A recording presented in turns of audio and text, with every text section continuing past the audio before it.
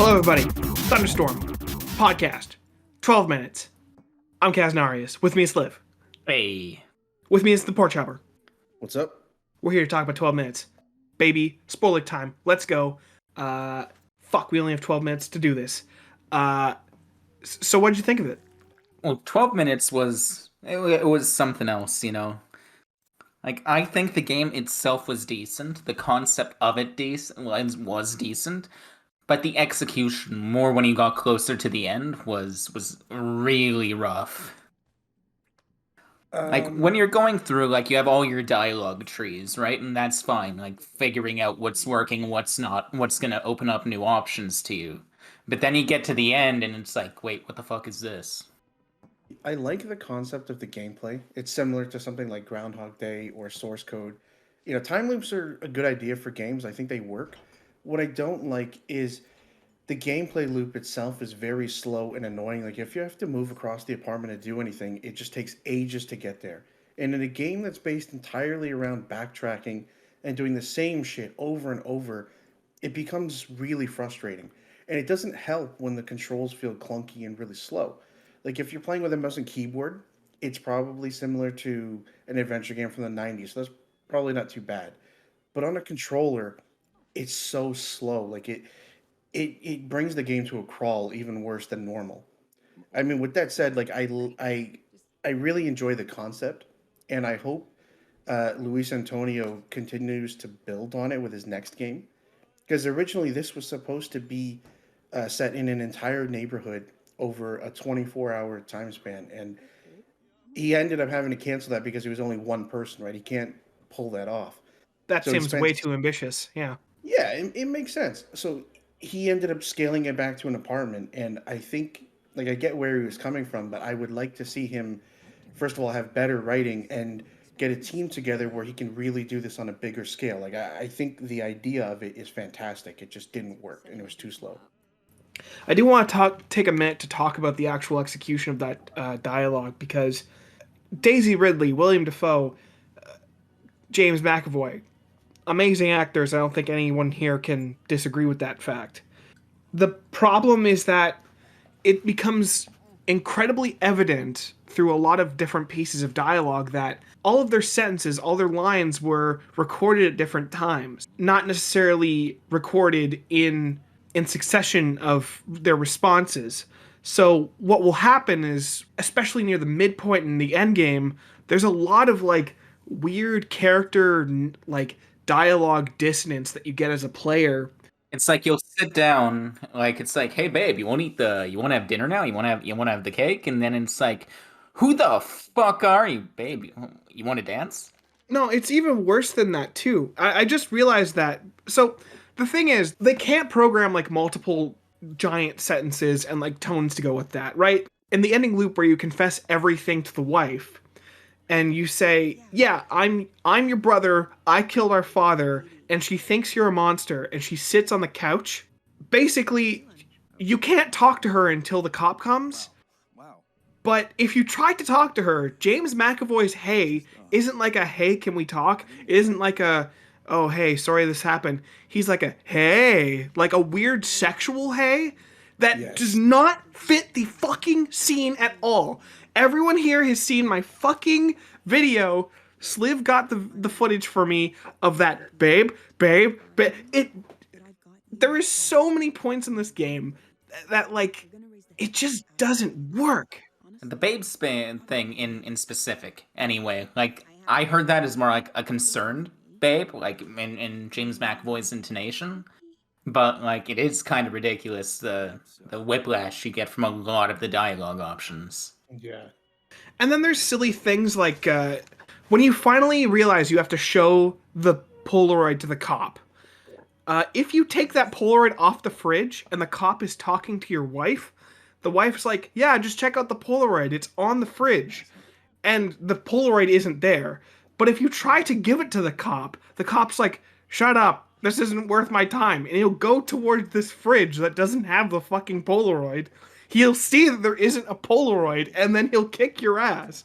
Well, Like, it's because the wife told him there's a Polaroid on the fridge, and he but took it off the Yeah, fridge in the if meantime, right? If you gave it to the cop, he would have recognized the Polaroid. Or if you showed your wife the Polaroid and the wife gave it to the cop would have recognized the Polaroid. I get that that makes sense for game logic, but how about you program it so that if cop is going towards fridge, if the player gives them the Polaroid, it just bypasses that weird dialogue. Yeah, it just makes it awkward otherwise. I think we have to talk about the twist, because how could you not talk about this game without the twist? God, the twist was fucking weird. Like, Yes. I'm fine with the concept of James McAvoy's character and Daisy Ridley's character being blood related, but the mental gymnastics that, like, the man has to go through to just completely forget about killing his father, or who his father was in the first place, is unbelievable. I don't like using this word, but I think this game screams pretentious. Like, Yeah. like every part of its ending, it's just like, oh wow, it's so ridiculous that all this stuff is happening and there's all these plot holes. Like there's the scene where the first time you talk to your dad, he's saying, "Oh, you got pregnant with your sister," and essentially what happens is that conversation happened 8 years ago. Fucking if No, it's if some weird conceited time travel bullshit involving the watch. Like the watch is magic or something. that okay, so I wanted to get your takes on the ending, because like that's really the tough part of this. Because in one ending, what I essentially got from it was that this whole fucking thing is in his mind. All four endings are the bad ending. Did you guys get that with like the mindfulness ending? I got all the endings. Okay. But like the one where it's like you look at the book and like he's like, yeah, there's a way to like, forget everything ever happened. Basically, the giant thought process of this whole game online is that the time loop isn't a time loop. It's just him escaping into his mind to try and work out a life where he fucks Like his. kind of scenario where like he's happy, right? Yeah. And the idea is that the cop barging in to that is like his therapist or his dad or whatever, whoever's met, like, not brainwashing, whoever is hypnotizing him is like that's the truth coming in. You can't live in your fantasies. I think why I hate this game, like why I truly despise this game, is that like there's the incest side of it, which is gross. And I really do mean, like, I have to stress that it's gross, because there is like a quote ending. I know you don't get the credits for it, but there's like the Groundhog Day achievement where you, throughout your loop, you like get the cop to go away, and you basically it ends with you in each other's arms, and you don't tell her your siblings, and the music and everything that happens, I don't know, the game frames it as a good thing, as a nice thing that this is happening, and it's really gross. I really don't like it.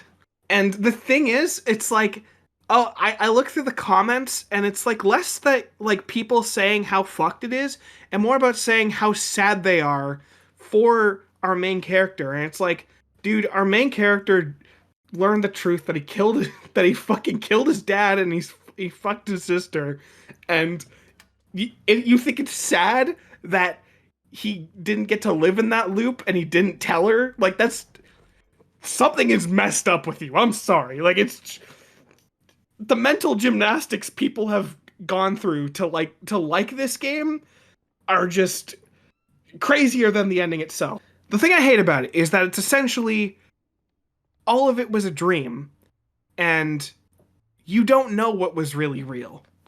He could have fucked his sister in real life. We don't know if the therapist was real, or I guess the therapist was real, but like we don't know if it was his sister, if it was just a woman he didn't like, or if it was a woman he wanted to get over. Wait, hold on. What therapist? So again, in the mindfulness ending, I assumed it was a therapist, because the dad is like, okay, you read the book to him and it's like, what if there was a way to forget it? You know, your delusions are really creative, but you have to let her go. I assumed the dad was some kind of therapist. The way that I took that ending was that the dad was it was hypnosis, and that's how he forgot that he was related to her and all that shit. And that was sort of showing how that happened. I'm not gonna disagree with that interpretation because the ending is so fucking vague that I couldn't. The whole "it was all a dream" is my interpretation, and I really hate that. Because if it wasn't a dream, then there's plot holes all over the fucking place. And there's a lot of actual mental gymnastics we all have to, like, hey, I'm gonna call your daughter, tell her just accept. Her dad is trying to kill us, and then he's got it all wrong. I don't know, man. For me, a big problem is even if you assume that it's all real and it actually happens, Yeah, the big plot hole there is so the brother's in love with his sister, right? The dad's yeah, not happy. So then he wipes the brother's memory, and then the dad gets accidentally killed or some shit, and then the brother and sister end up together anyway, right? But the problem with yeah. that is the sister says that she didn't know who her brother was because she never met him. That's impossible because the dad is pissed off because the brother loves his sister. They would have had to have met. Yeah. So even if it's real, it's impossible for that to have happened. Why I hate this ending so much is that it's a big gross reveal, and then hey, based on the clues we've given you, just kind of build your own ending that makes everything make sense. Like the problem is like the way that the writers go to great lengths to try and justify the whole relationship as if you're supposed to feel sorry for the two of them and hope that everything's going to work out. Like why would I want to normalize something like that? Why would I want that? It just feels really gross. With all that said, I'm Kaznarius. With me has been Sliv. Bye. With me has been the Pork Chopper. Bye. And I hope I never have to think about this game ever again. Goodbye, everybody.